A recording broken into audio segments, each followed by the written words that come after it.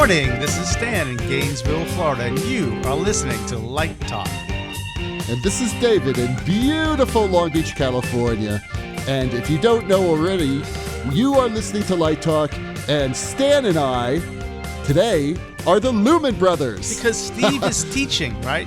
Steve, I don't know what Steve's doing. I think he was mowing the lawn.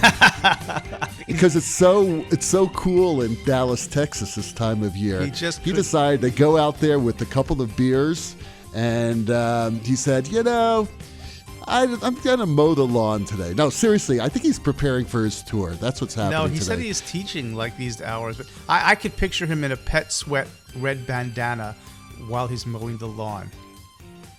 And sweating. That's an image I can't get out of my mind now. Thanks a lot, Stan. So today we have a very special guest. Herrick Goldman is here. Hey, Herrick, Thanks for showing up. Hi, pleasure to be here. Where are you recording from? I'm recording from the offices of HG Lighting Design and Evoke Collaborative in beautiful rainy Times Square, which thank God it's raining, so it's been hellish all weekend, hellish hot all weekend. Rain. So, wow, so we got an actual New York designer today. Yeah, we've had a few. He's in good company. Woohoo! I know we do. We actually do a lot of New York designers. They're so hard to find. Well, I think they just go to New York to get the zip code. And then they work. Oh, is that how it works? Anyway, welcome, Herrick. And actually, for people who don't know Herrick's work, Stan is going to give us a quick bio of his work. So go for it, Stan. That's right. I've been exercising my lungs so I can say this all without taking a breath. No, just kidding. Oh, boy. All right, here we go. Let's see how I do. Herrick Goldman with HG Lighting Design and Evoke Collaborative is an award-winning designer of theater, dance, video, and live events. Herrick owns HG Lighting Design, Inc. and is founder and principal designer at Evoke Collaborative. Honored with the first LDI Retina Award for Excellence in Theatrical Design, a Henry Hughes nomination for Rooms, A Rock Romance, and Falling for Eve, the SES Big Apple Award for the Best Event Lighting, and the Live Design Excellence Award for Best Theatrical Lighting Design. He has been designing professionally for the last 30 years, with numerous off-Broadway and regional shows to his credit. His work has been seen on 6 continents. Recent productions include Aida, directed by Luis Salgado, and The Greatest Piano Man at the Flamingo in Las Vegas. Herrick's past includes teaching lighting design at MIT, designing attractions from Madame Tussauds in New York City and Las Vegas, and sued a metropolitan airport. Wow, what diversity. Currently, HGLD provides lighting supervision for Christie's Auction House in New York City, where he'll be selling some paintings. No, just kidding. He is an LD for Stage Network Studio Sessions, current productions in New York City, Puffs Off-Broadway, and Tinga Tinga Tales at the New Victory, which Herrick also designed for the Kenya National Theatre in Nairobi. He is all over the globe. Recent corporate events include ProMax 2019, United Health Group TC, Twitter, Newfront, the DGA Honors, the Jaguar Evoke launch for Kinetic. Favorite designs include Jasper in Deadland, Rooms, Godspell, A Chorus Line, The Who's Tommy 15th Anniversary at Broadway's August Wilson. Herrick is a member of course, USA IATSE 829, upcoming projects Indecent at Cape Rep, and Einstein's Dreams. Oh, we have to talk about that. At 5959 Off-Broadway. His work can be seen at www.hglightingdesign.com, and his collaborations will be featured at www.evokecollaborative.com. How's that for a plug? And what a great bio. So happy we finally found the date to get you on the show. Likewise. It's a pleasure to be here. It's great to have you here, Herrick. And before we go on, Godspell. Yeah. One of my first musicals ever. Yeah. Well, that was Godspell 2000. It was almost 20 years ago. Yeah, that's but it was the punk rock version of Godspell that is still available on iTunes, if iTunes still exists. I think they just killed it. But I'm super proud of that show. It was everybody from that show has moved on to be a superstar, and the things we did in that tiny little theater with some of the then new technology were really great. That's really Godspell was the first show I was musical director for. Wow. Ever. Wow. Yeah. So I was that leaves a very strong thing in my heart. Prepare you the way of the Lord, right?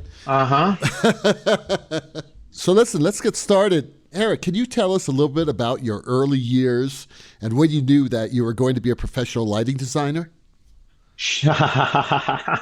Am I a professional lighting designer? Is anybody like when did you realize I made it? You know, like I'm going to make a living at this. Oh wait, made? I don't know what that means. Yeah, what does that mean? Who knows? It's the rent is paid this month, so I guess that counts.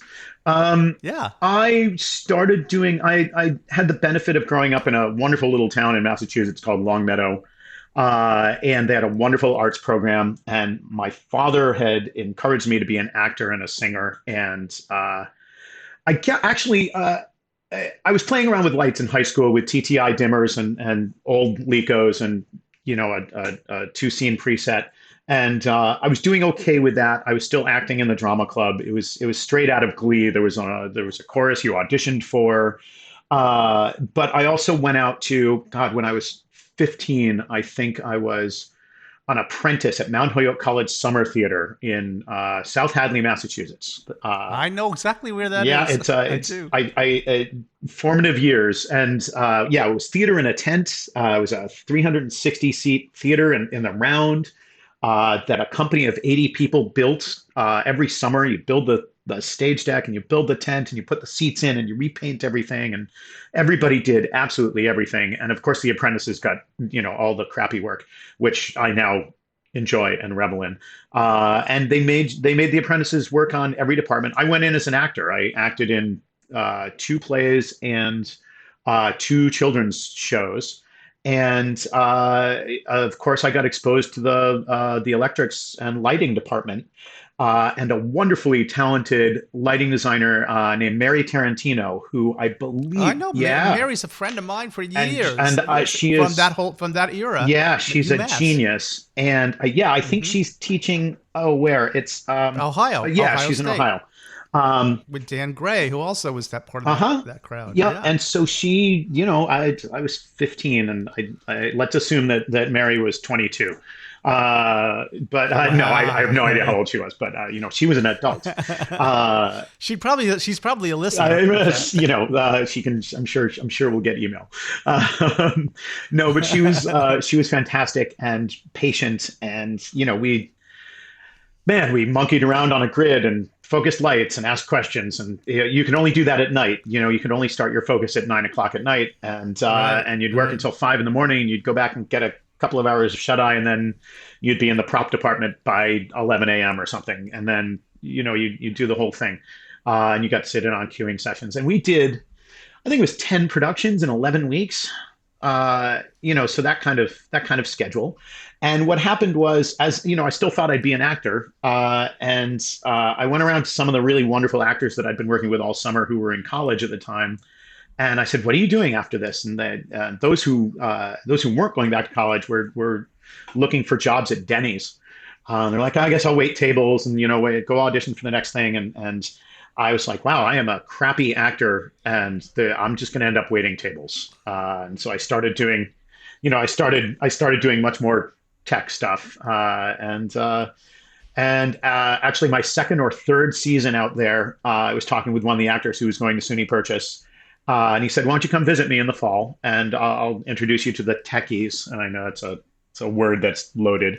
And sure enough, I went and I visited SUNY Purchase, I don't know, fall of my senior year. And then went and visited and saw the design studios with, as you can imagine, several dozen young designers at drafting tables at 3 a.m, playing music and smoking and maybe drinking a little bit. And they were in tech on the main stage in the Performing Arts Center the next morning at 9 a.m, bright and shiny. And they'd do that all day. And I sat in on a couple of classes, and then they'd be back at the studio after rehearsal that night and working until they couldn't work anymore. And they were all wonderful people. One of those people became my best man at my wedding. He's a wonderful set designer who I think is teaching drafting at Syracuse. He's Robert John Andrusco. And I made best friends then, and I ended up going to SUNY Purchase. Well, you talked about school, but when did you actually feel that in the profession you had gotten to a point where this was a sustainable career for you? Back in the early 2000s, I was freelancing for a lot of companies around town, either as an LD or a programmer or production electrician, supervisor, or all of the above.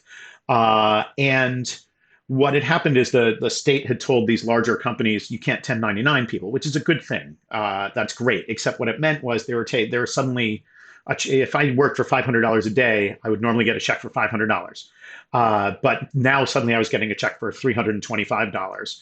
But in order to take some of these larger jobs, I had to put assistants or associates onto other jobs that were the off-Broadway show that was paying me $300 or something like that, that I could replace myself for a day on with one of the talented collaborators that I still work with today.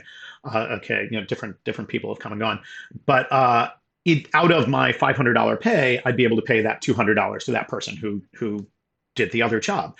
Once the 1099 thing hit, or the lack of 1099 thing hit, I didn't have that $200 until next April when the Fed gave it back to me.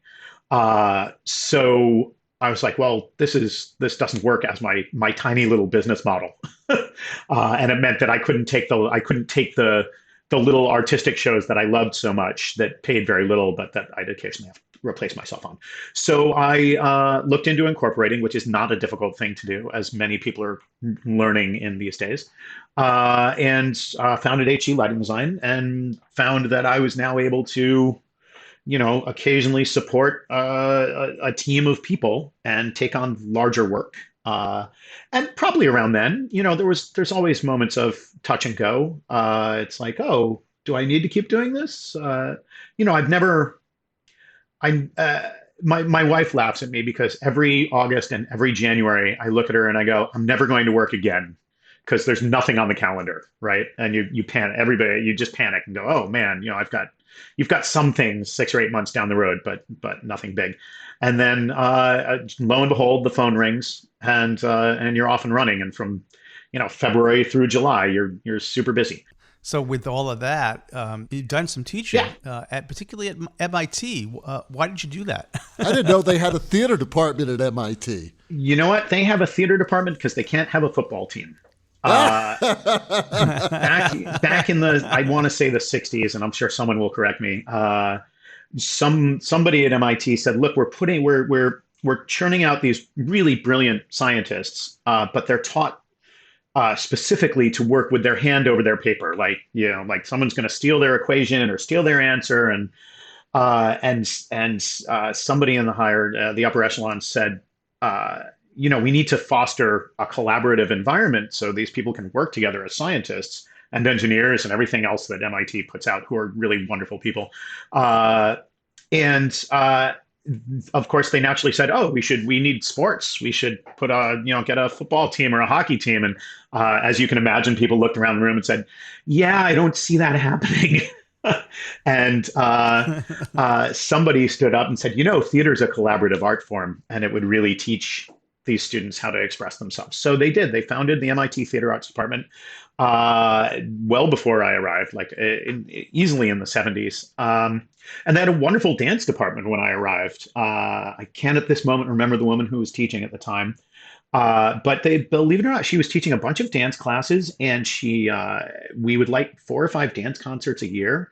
And it was everything you expect. It was certainly not Alvin Ailey in there. But it was people working hard and appreciating art and doing everything that the arts and education should do. The theater arts department had spawned there were a couple student organizations. One was called Drama Shop, which I believe still exists, which performed in the Kresge Auditorium on Massachusetts Avenue, which I think is still operational. And Drama Shop had a couple of things, and they were sort of what like Yale undergrads, their student body, their student club of performers. So they chose their shows, and it was student directed and student run. And then, of course, the main theater arts department had classes just like you would expect, and we had a scene shop, and I taught both lighting and sound design. That was the whole teaching thing was a little accidental. I got hired. I had gone to Boston after graduating Purchase. I was running a follow spot at Nonsense at the Charles Playhouse for 2.5 years, something like 250 performances. And I was slinging a wrench at the American Repertory Theater.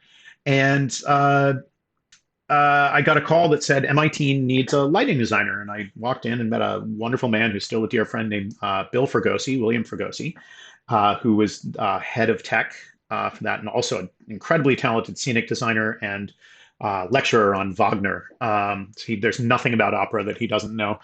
And the job was to do the lighting design for every production at MIT, which numbered somewhere in the high teens, probably like 16 or 18 productions a year. It was a part-time, at the time it was a part-time job, like 20 hours a week, but it got MIT benefits. Like I had the same benefits that professors had, which at the time in my early 20s was, it was amazing. So let me go out and do all that other stuff that I just talked about, that, just the thing, it took a big burden off. And one thing led to another. And look, you walk into a classroom anywhere and you're going to have some smart students and things, but you walk into a classroom or a load-in at MIT and you don't have to tell anybody anything twice. They're just, the intellects in that room are large. But are they curious? Absolutely. Oh, they're scientists, every single one of them. Because there you go, because that is really what makes a great student. I could just imagine that these people at MIT would be fantastic. Well, yeah, and remember, it's an elective, right? This isn't, it's, do the credits go towards their degree? Absolutely, but they also, they're there because they want to be there. Nobody walks into the theater department at MIT thinking this is what I'm going to do for my life, right? Because their parents are paying them to be electrical engineers and physicists and put men on the moon.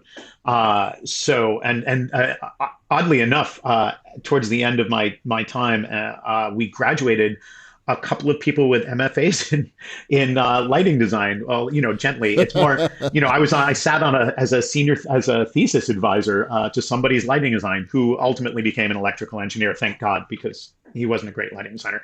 But we started, it became a partial degree sort of situation. And I'm sure, if that person went home to their parents who were paying MIT money and said, I'm going to graduate with a degree in theater arts, their parents probably said, maybe not. Can you imagine? Let me explain how the teaching thing started, because it's, we were in a load-in. It was probably our second or third load-in and focus. And the students came up to me and said, how do you know where to put the lights? How do you know what gels to use?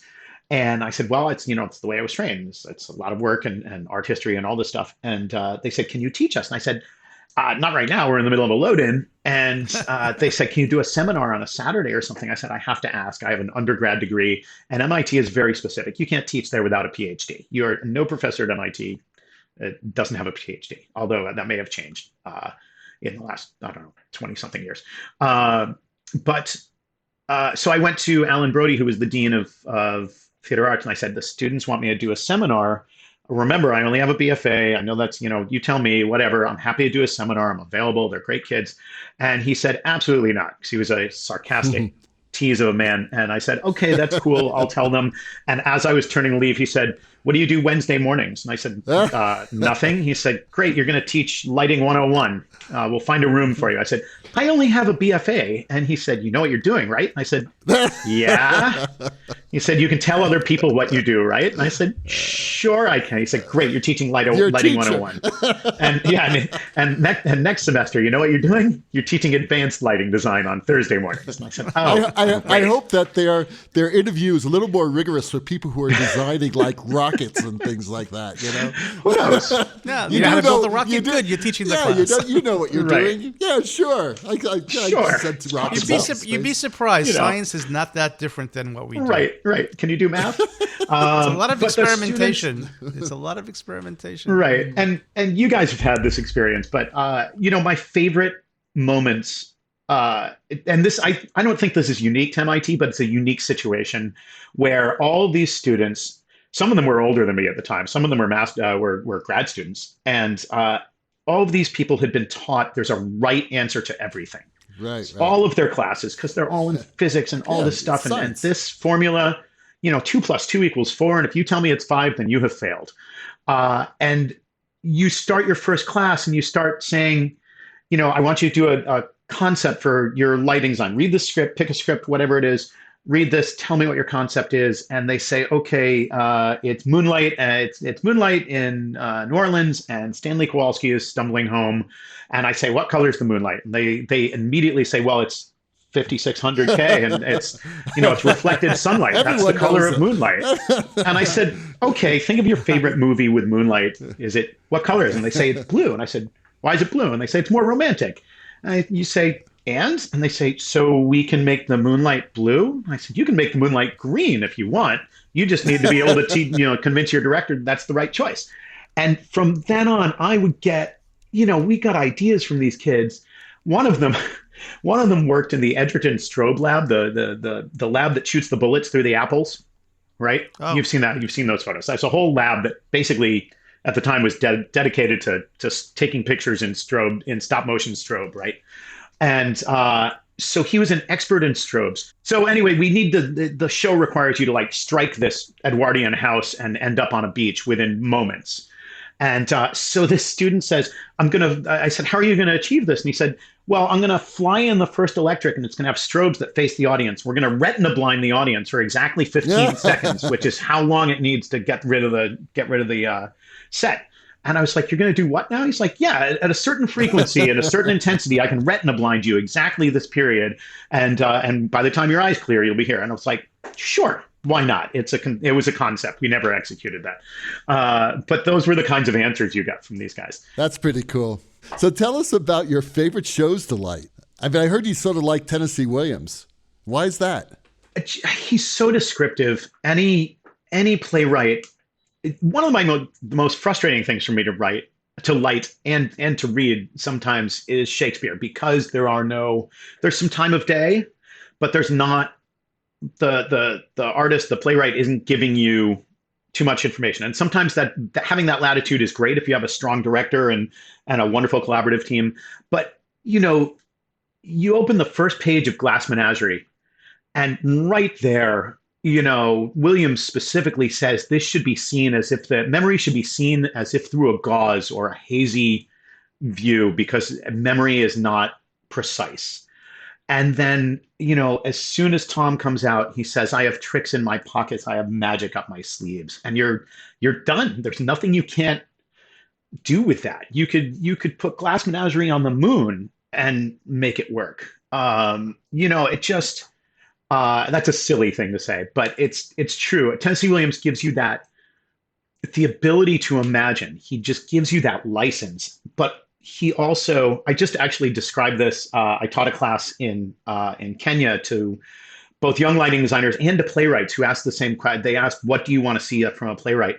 And I said, just give me information. And it doesn't have to be lighting information. It doesn't have to be the sunset was orange.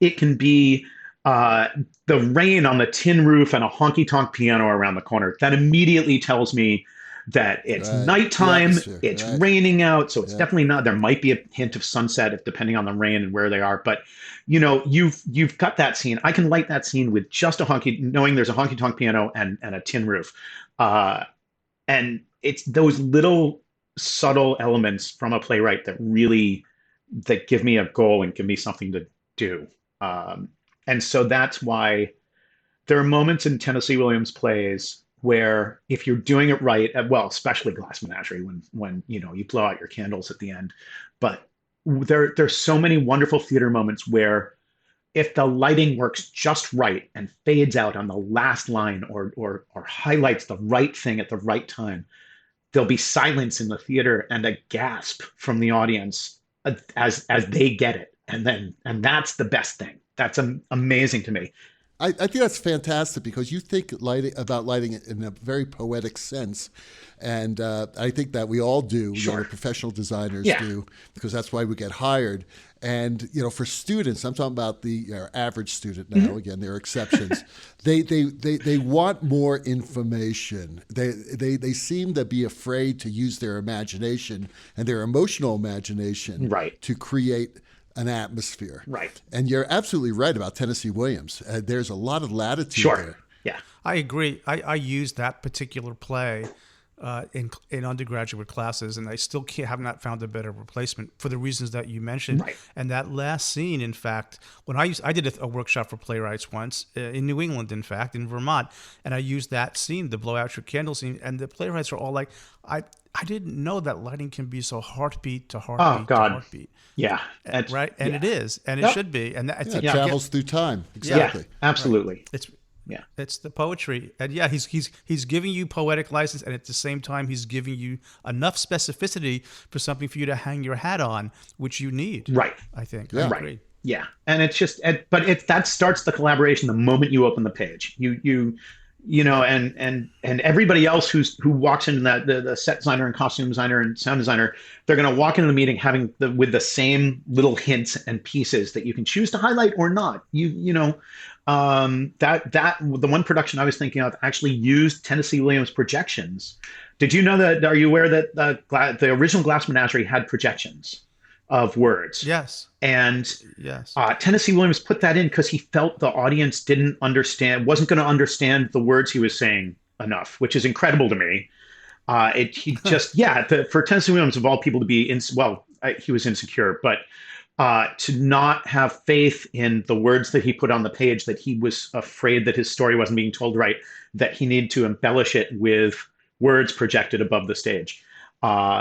And it's amazing, but then you do it and you're like, oh, it makes things, if it lands right, if the projection timing lands right, then it enhances the word that was just said. I have the next question, by the way.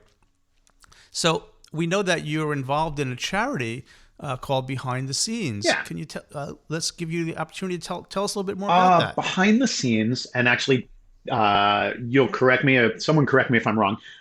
So Behind the Scenes was founded by ESTA, which, if you don't know, is a group of technical theatrical companies that look out for each other, more or less. They're just they're a group that does certifications and all sorts of stuff.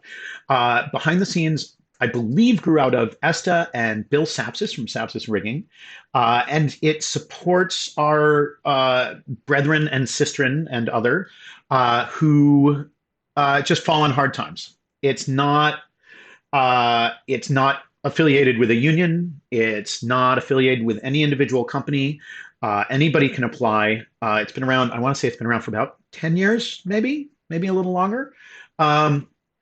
And HG Lighting Design and Evoke Collaborative are very proudly, I forget the phrase of what we are. We're we're sponsors. We're not product sponsors, because for folks like TMB and Roscoe and ETC sponsor a product. And every time one of those products sells, a portion of that revenue goes to Behind the Scenes, which is great. And I urge everybody to do a little bit of research, go to the Behind the Scenes page and look at those products and purchase them.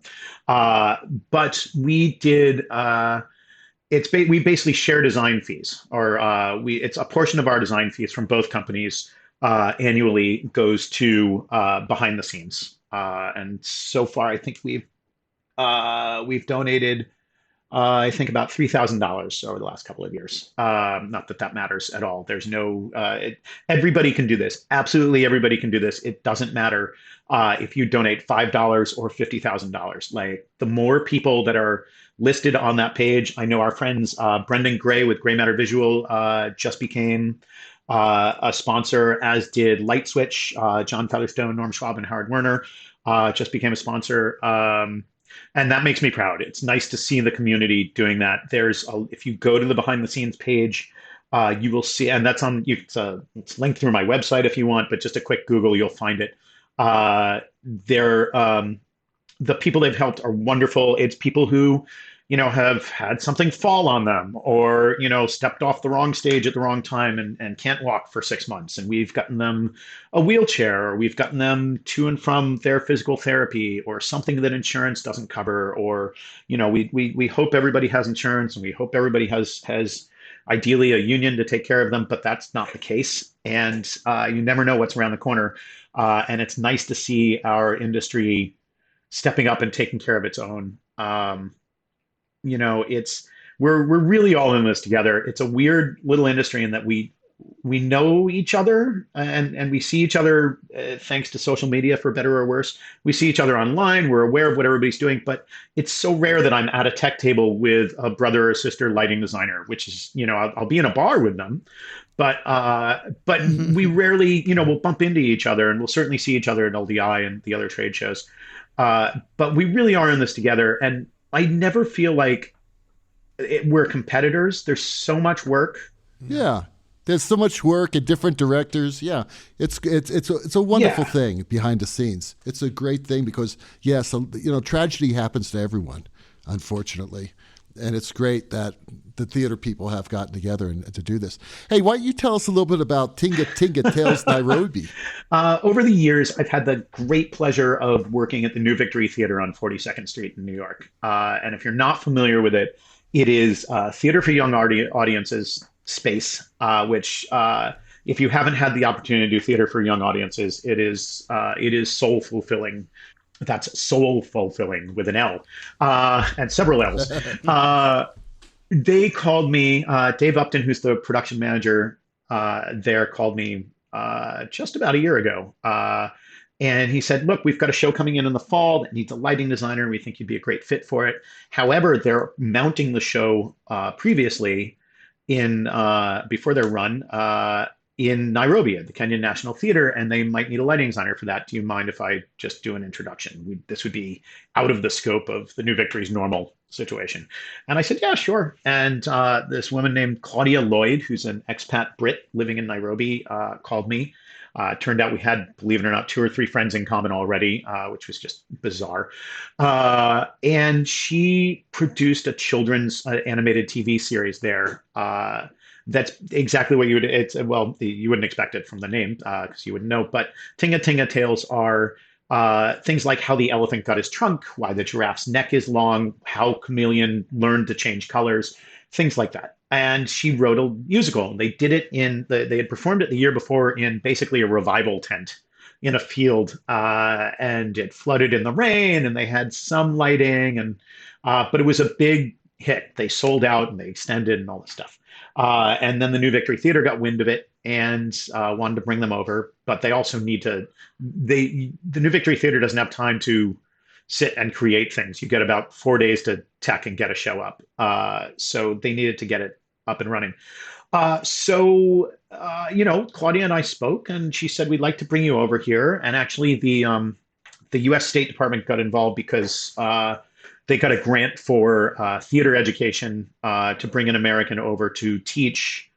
So if I taught a seminar, it would offset their costs. So in fact, I got to teach the aforementioned seminar to young lighting designers and playwrights and anybody else who wanted to attend the meeting. So I went there, and actually Dave Upton joined me because he needed to see what was coming into his theater.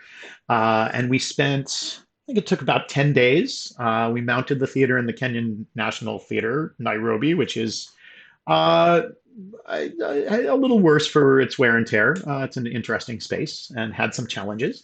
We managed to source a bunch of equipment from all over Nairobi. Nairobi has a large music scene, and a lot of touring goes through there. So they actually have a fair amount of moving lights, most of them Chinese, and LED pars. We got some brand new Elation LED pars, and they had a Grandame 1, which I hadn't touched in, and they only had one of them.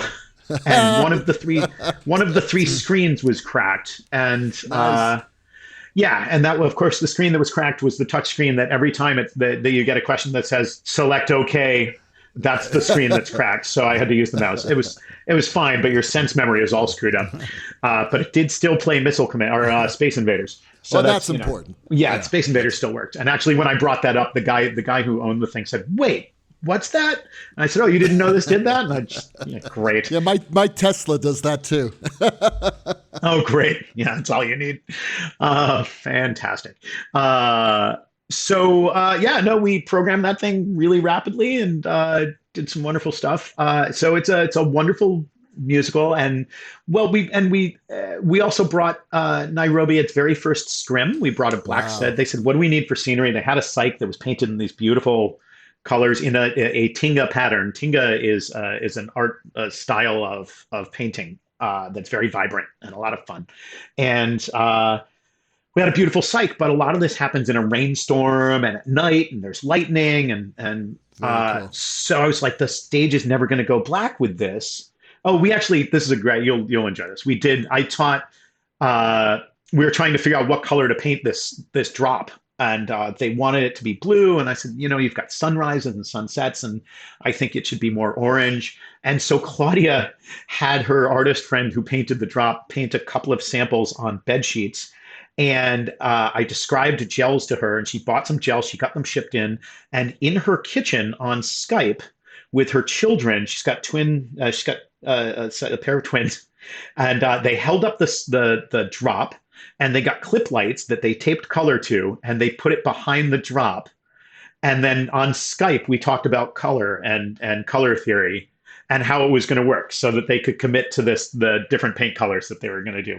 But it was kind of great. So I was teaching color theory all the way around the world to a dining room full of people I had never met before. And that was a lot of fun. But then we had to teach them why a scrim would function and how a scrim functions. And so we convinced them to get a brand new Rose brand scrim that I think Dave brought over. And so now there's a scrim in Nairobi that I'm sure has been used on 10 other productions by now, and I hope is still intact.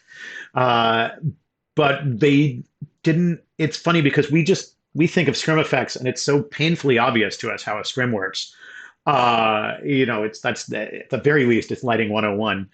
But telling folks, this is how it's going to work. And you put it down stage, and they're like, but I can still see the drop. And I'm like, yeah, I have the cyc lights on. So hang on. I'd turn that off and be like, and now it's nighttime. They'd be like, oh, that's amazing. And then we put somebody, we did some tests of reveal between the cyc and the scrim and said, look, I can see them and now I can't. And they're like, oh, my, theater magic. But it was funny. I would say things to Claudia is not a musical theater person. Like I said, she did animated cartoons, and all of these wonderful people on stage, they're all musicians. They're wonderful singers. The composer actually went to Emerson in Boston, and he's a really talented musician and performer, but they're not theater people the way we know. So I would say, stage going black, and I've got no response. And some people were still walking around, and I hit the blackout button, and they're like, oh, that's what he meant. and my stage manager said, so the stage is going to go dark when you say, I said, yeah. And I said, ideally, people will say thank you, so they acknowledge that, and I know everybody's safe. And by the end, I was getting very hearty thank yous, which was fantastic.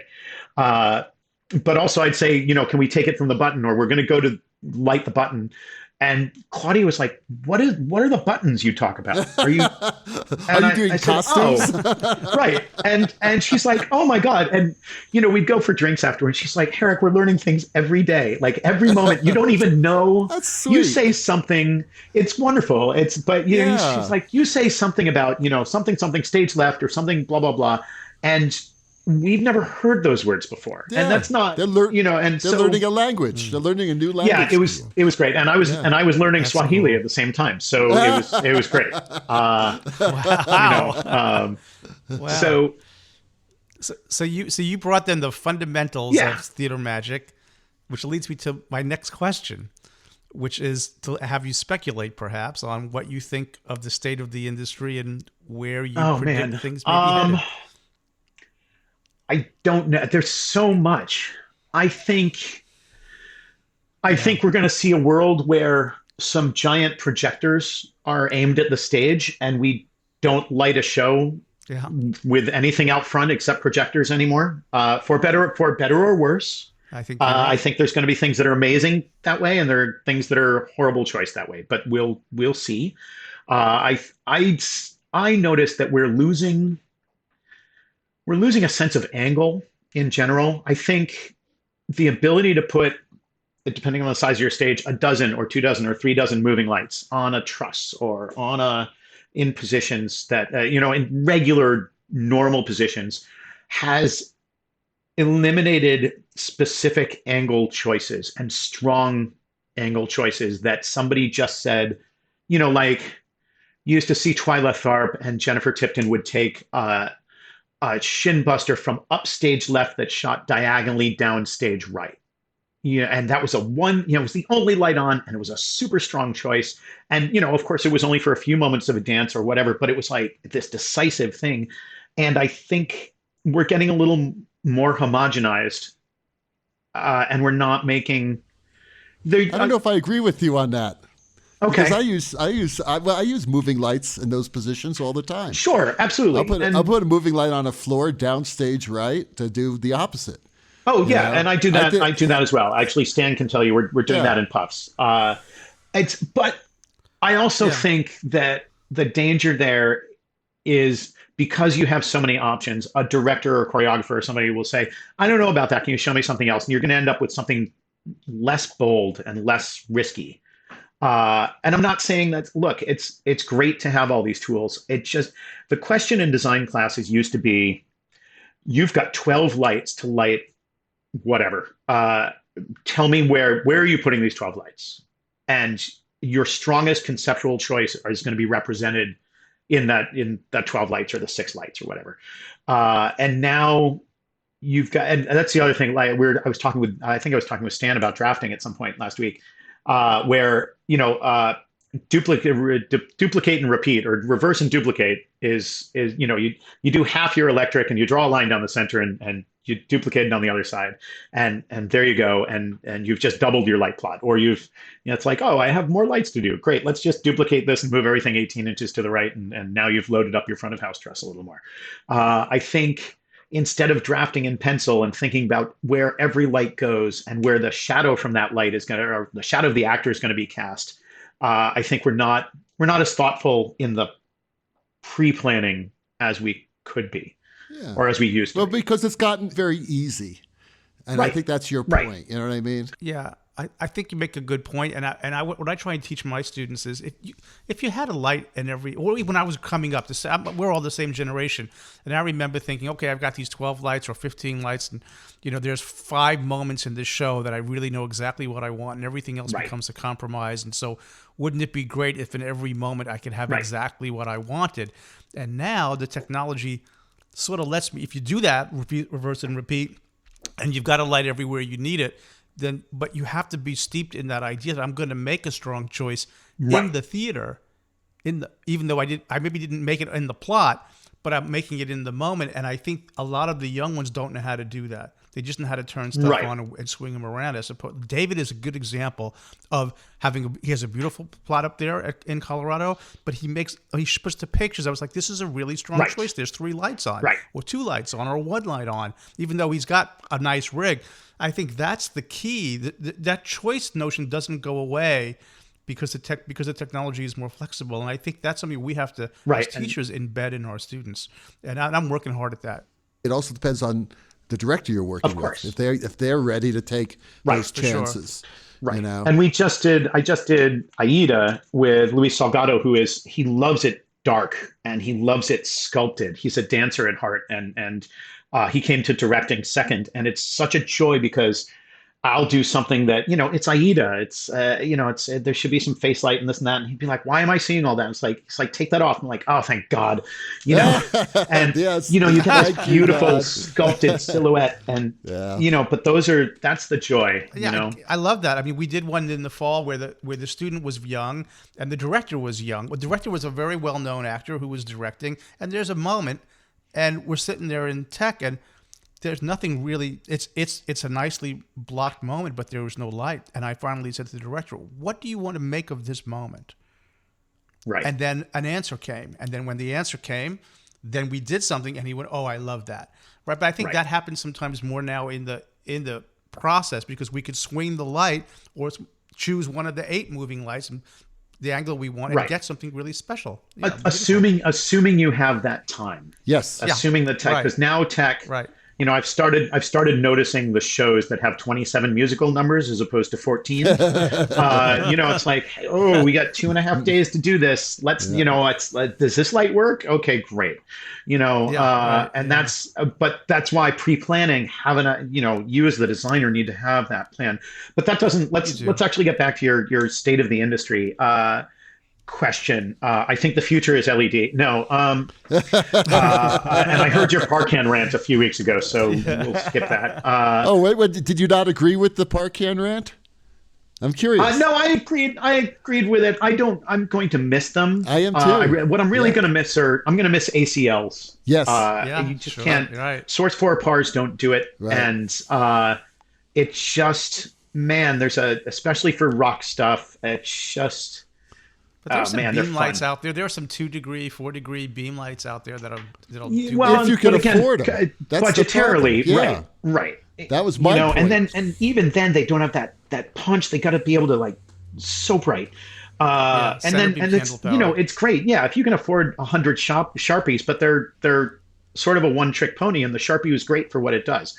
But that's all you're going to do with it. God forbid you try. And actually, in Nairobi, we had. Well, same with an ACL. It's all you're going to do with it too. Right, but that's a lower amount of your budget that's going to that. I complain that the Sharpie's a one-trick pony. What I'm about to say, though, is I feel like from our friends who are the moving light manufacturers, I would not want to be a moving light manufacturer or a rental shop purchaser. Decider guy. Yeah. It's brutal out there because everybody's making a wonderful product. We're in the world where, everything works. Like the low ends, quote, in cheap or inexpensive products work, and they're rock solid. Whereas it used to be, in the early 80s, it's like, oh, there's 24 Verilights on that show. 18 of them are working tonight. And that wasn't Verilight's fault. That was the state of the industry. And there was a team of talented electricians maintaining, the guys on Wicked were like, they had a whole garage full of stuff they were fixing every day. But I think we're expecting so much from our manufacturers now that every light has to do every damn thing. I would like to see the pendulum swing back a little bit and somebody say, this light is going to do face light, and it's just going, it's going to do a. So less Swiss Army knives. It zooms and it does a soft light and it does beautiful colors, beautiful subtle colors, and it's quiet.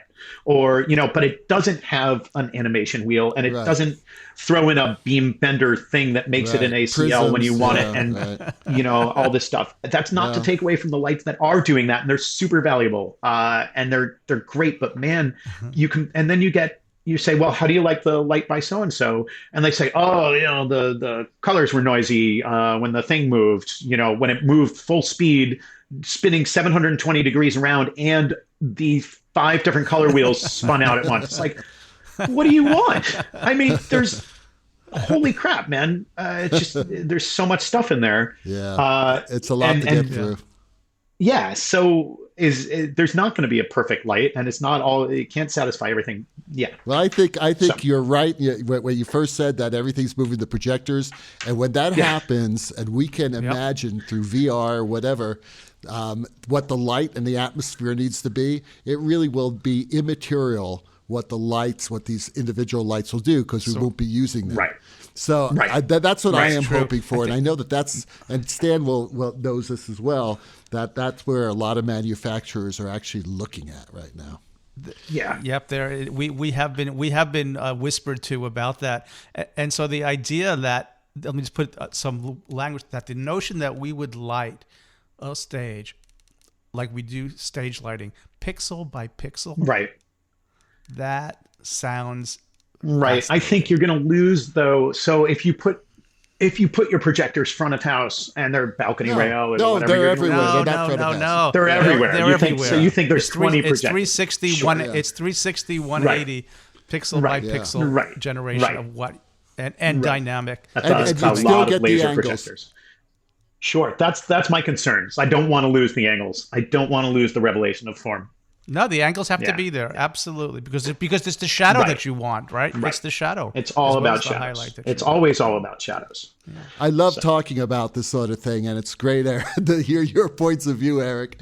And unfortunately, right now we're out of time, so we have to thank you. First of all, we have to thank you for being here today. This was really fascinating. There's so much here for our students and for our listeners to learn from. I especially love your points about MIT. I think that was quite fascinating. That's a very cool story. Thank you so much for sharing it. And I do want to definitely want to see Tinga Tinga Tales Nairobi, because I love that type of theater. Yeah, we've probably got a video of it. Yeah, that'd be great. Yeah. Well, I just want to thank you for being a great ambassador for us overseas. Thank you. It's always a pleasure. Well, guys, that Hammond organ solo tells us that once again you've spent another morning listening to Light Talk. Be sure to follow us on our Facebook group page and subscribe to our podcast on iTunes, Spotify, and just about any other podcast service out there. And be sure to subscribe to Light Talk. That way you won't miss 1 second of crazy Lumen insanity. And just remember that no guarantee is offered regarding the accuracy of any of Herrick's statements or mine or David's on this podcast.